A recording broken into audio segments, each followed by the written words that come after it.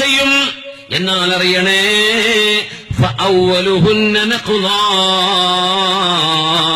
ഇസ്ലാമിന്റെ നിയമങ്ങളിൽ ആദ്യമായി തച്ചുടക്കാൻ പോകുന്നത്, ആദ്യമായി മുസ്ലിമിന്റെ നിയമങ്ങളിൽ, ഇസ്ലാമിന്റെ നിയമങ്ങളിൽ ആദ്യം തച്ചുടക്കപ്പെടാൻ പോകുന്ന നിയമം എന്തെന്നറിയണേ? അൽ ഹുക്മു ബിമാ അൻസലല്ലാഹ്, ഇസ്ലാമിന്റെ ശരീഅത്തിന്റെ നിയമമാണ് എന്ന് ഹബീബുനാ റസൂലുള്ളാഹ്. ശരീഅത്തിന്റെ നിയമം ഇവിടെ നടക്കാൻ പറ്റില്ല എന്ന് ആദ്യം അതായിരിക്കും വരിക. ആദ്യം ശരീഅത്തിന്റെ നിയമമാണ് തച്ചുടക്കപ്പെടുന്നത്. സമരങ്ങൾ എത്ര തന്നെ ചെയ്താൽ തന്നെയും ഒരുപക്ഷേ ഫലം കാണാത്ത വിധത്ത് ലോക മുസ്ലിമീൻ അനുഭവിക്കുന്ന വിപത്തിന്റെ ഭാഗമായി അൽ ഹുക്മു ബിമാ അൻസലല്ലാഹ്, അല്ലാഹുവിന്റെ നിയമം ഇവിടെ പാടില്ലെന്ന് വരും. മുത്തലാഖിന്റെ വിഷയമാവട്ടെ, ശറഇന്റെ വിഷയങ്ങൾ, ഫുഖഹാഇന്റെ വിഷയങ്ങൾ, ഇസ്ലാമിന്റെ നിയമപ്രമാണം മനുഷ്യനുണ്ടാക്കുന്നതല്ലല്ലോ. ഫിഖ്ഹിന്റെ കർമ്മശാസ്ത്ര നിയമങ്ങൾ ആലിമീങ്ങൾ ഹദീസുകളിൽ നിന്ന്, ഖുർആനിൽ നിന്ന്, ഇജ്മാ, ഖിയാസുകളിൽ നിന്ന്, ഇസ്ലാമിന്റെ ഉസൂലുകളിൽ നിന്ന്, ഫിഖ്ഹിന്റെ ഉസൂലുകളിൽ നിന്ന് മനസ്സിലാക്കിയെടുക്കുന്ന ശരീഅത്തിന്റെ നിയമങ്ങൾ അൽ ഹുക്മു ബിമാ അൻസലല്ലാഹ്, ശരീഅത്ത് നിയമം ഇവിടെ പാടില്ല എന്നാണ് ആദ്യം പറയുന്നത്. വആഖിറുഹുന്ന നഖ്ളാ, അവസാനമായി ഇവിടെ മുസ്ലിം അനുഭവിക്കാൻ പോകുന്ന പ്രയാസം, അവസാനം ഇസ്ലാം എന്ന് പൊളിക്കപ്പെടുന്ന വിഷയം അസ്വലാ, നിസ്കരിക്കുന്ന ആളുകളെ അറസ്റ്റ് ചെയ്യുന്ന കാലം വരും. നിസ്കാരം പാടില്ലെന്ന് വരും, നിസ്കാരം ഹറാമാണെന്ന് വരും, നിസ്കാരം തീവ്രവാദമാണെന്ന് വരും, നിസ്കാരം പാടില്ല എന്ന് അവസാനം നിങ്ങൾ സഹിക്കേണ്ടി വരുന്നത് നിസ്കാരം നിരോധിക്കുന്ന നിയമം വരുമ്പോഴാണ്. ആദ്യം നിരോധനം വരുന്ന നിയമം അൽ ഹുക്മു ബിമാ അൻസലല്ലാഹ്, ശരീഅത്തിന്റെ നിയമം ഇവിടെ പാടില്ല എന്ന് വരികയും അതിന് സമാന്തരമായി ഏതെങ്കിലും നിയമങ്ങൾ കൊണ്ടുവരികയും ചെയ്ത് മുസ്ലിമിന്റെ വിശ്വാസം അടിയറവെക്കുന്ന പരീക്ഷണങ്ങൾ ഇവിടെ വരാൻ പോകുന്നുണ്ട്. അതുകൊണ്ട് ഫസ്ബുതൂ യാ ഇബാദല്ലാഹ്, മുത്തുനബി തങ്ങൾ വിളിച്ച വാക്ക് കേൾക്കണം.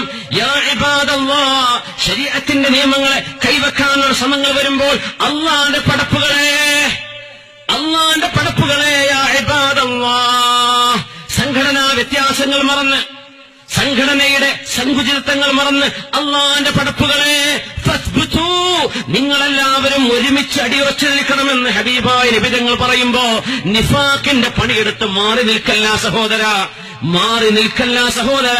യാ ഇബാദല്ലാഹി ഫസ്ബുതൂ, നിങ്ങൾ മുഴുവൻ ഒരുമിച്ച് നിൽക്കണം. പുതിയാപ്പുറ വിളിക്കാനോ കല്യാണത്തിന് വിളിക്കാനോ അല്ല ഇത്. ശരീഅത്തിന്റെ നിയമം സംരക്ഷിക്കേണ്ട ഒരു ആവശ്യം വരുമ്പോ മുത്തുനബിയുടെ ആഹ്വാനമാണ് യാ ഇബാദല്ലാഹി ഫസ്ബുതൂ. ആദ്യം ഇവിടെ തച്ചുടക്കപ്പെടുന്നത് ശരീഅത്തിന്റെ നിയമമാണ്. കാത്തുനിന്നോളൂ, സൂക്ഷിച്ചോളൂ, ഒരുമിച്ച് നിന്നോളൂ എന്ന് പറയുമ്പോ സ്വന്തം അധികാരമോ സ്വന്തം പവറോ തന്റെ അനുയായികളുടെ വണ്ണമോ എണ്ണമോ ആരെ ബോധിപ്പിക്കുവാനാണ് സഹോദര? എന്തിനാണ് സഹോദര ഉമ്മത്തിന്റെ പൊതുവായൊരു വിഷയത്തിൽ നിഫാഖിന്റെ പണിയെടുത്ത് നിങ്ങൾ മാറി നിൽക്കുന്നത്? യാ ഇബാദല്ലാഹ് എന്ന വാക്കിന്റെ ഉള്ളിൽ നിങ്ങൾ പെടുമെങ്കിൽ ഫസ്ബുതൂ, ഉമ്മത്തിന്റെ കൂടെ ഒരുമിച്ച് നിൽക്കണം. ഇവിടെ അതാണ് മഹാനായ ശംസുൽ ഉലമ നവ്വറല്ലാഹു മർഖദ.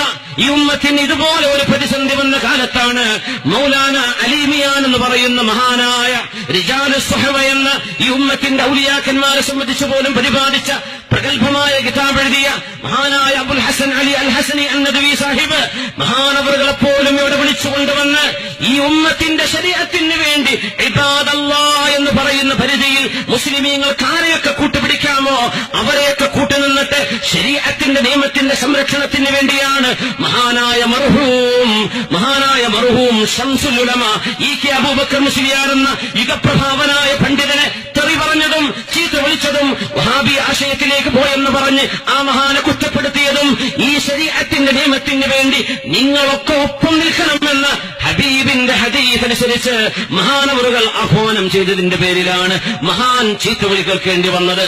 അതുകൊണ്ട് എവിടെയാണ് ശരി എവിടെയാണ് തെറ്റ് എന്ന് ബുദ്ധിയുള്ള മനുഷ്യർക്ക് തിരിയാൻ ഇനിയും സമയം വൈകിക്കൂടാ. അല്ലാഹു റബ്ബുൽ ഇസ്സത്ത് ഈ ഉമ്മത്തിന് അന്ത്യനാളിനോട് അടുത്തുകൊണ്ടിരിക്കുന്ന ഈ കാലത്ത് നമ്മൾ ശ്രദ്ധയോടുകൂടെ കരുതലോടുകൂടെ തോളോട് തോൾ ചേർന്ന് നിന്നുകൊണ്ട് പരസ്പരമുള്ള വിഭാഗീയതകൾ മറന്നുകൊണ്ട് ഒരുമിച്ച് നിൽക്കേണ്ട നേരത്ത് കൂടെ നിൽക്കാതിരിക്കുന്നത് നിഫാഖാണ്, കപടവിശ്വാസമാണ്, കാപട്യമാണ്. അതിന് അല്ലാഹുവിന്റെ മുമ്പിൽ മറുപടി പറയേണ്ടി വരുമെന്ന് സാന്ദർഭികമായി ഉണർത്താൻ ആഗ്രഹിക്കുകയാണ്. ഇതിന്റെ പിന്നിൽ പൂരത്തെറികൾ എനിക്കെതിരെ വരും, എനിക്കറിയാം. അതിനുവേണ്ടി പച്ച നുണകൾ പറഞ്ഞുള്ള എന്തെങ്കിലും ക്ലിപ്പുകൾ വരും, എനിക്കറിയാം. പ്രശ്നമല്ല. ലാ അഖാഫു ഫില്ലാഹി ലൗമത ലായിം. ഇതിന്റെ പേരൊരു പൂച്ച കുഞ്ഞിനെ പോലും പേടിക്കുന്ന പ്രശ്നമില്ല. ശരീഅത്തിന്റെ നിയമമാണിത്, അള്ളാഹുവിന്റെ നിയമമാണിത്. ഇത് പരിഹരിക്കപ്പെടുന്ന നേരത്ത് ഞാനെന്ന് പറഞ്ഞ അഹങ്കാരത്തിന്റെ ഞാൻ വാദം പറയാൻ ആരെങ്കിലും മുന്നോട്ട് വന്നാൽ അവർ ഈ ഉമ്മത്തിന്റെ പടിക്ക് പുറകിൽ നിൽക്കേണ്ടി വരും. ഈ ഉമ്മത്തിന്റെ കൂടെ നിൽക്കേണ്ടിടത്ത് ചതിക്കുകയല്ല വേണ്ടത്. കൂടെ നിൽക്കൂ. ഒരു ശബ്ദമെങ്കിൽ ഒരു ശബ്ദം. നിങ്ങൾ കൂടെ നിന്നില്ലെങ്കിൽ ശരീഅത്തിന്റെ നിയമം ഇവിടെ ദുർബലമാവുകയും അള്ളാഹുവിന്റെ നിയമം അൽ ഹുക്മു ബിമാ അൻസലല്ലാഹ്, ശരീഅത്തിന്റെ നിയമമാണ് ഇവിടെ ആദ്യം തച്ചുടക്കാൻ പോകുന്നത്.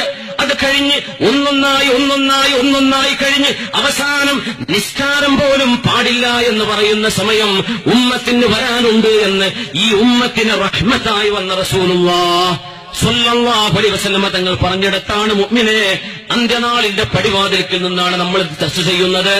അതുകൊണ്ട് ഗൗരവമായി മനസ്സിലാക്കണം. മൻ കാന ലഹു അഖ്ലുൻ ഫൽയഫഹം. ബുദ്ധിയുള്ളവരൊക്കെ മനസ്സിലാക്കിക്കോളൂ. സർവശക്തനായ അല്ലാഹു അവന്റെ ദീനിനെ റബ്ബ് സംരക്ഷിക്കാൻ തീരുമാനിച്ചിട്ടുണ്ടെങ്കിൽ അതിൽ എന്തെങ്കിലും ഒരു സേവനം, എന്തെങ്കിലും ഒരു ഖിദ്മത്ത് അല്ലാഹുവിന് ചെയ്യാനുള്ള തൗഫീഖ് റബ്ബേ നീ ഞങ്ങൾക്ക് നൽകണേ തമ്പുരാനെ. നിന്റെ ദീനിന്റെ ഖാദിമീങ്ങളായി ജീവിച്ച് മരിക്കാനുള്ള ഭാഗ്യം റബ്ബേ നീ ഞങ്ങൾക്ക് നൽകണമേ തമ്പുരാനെ.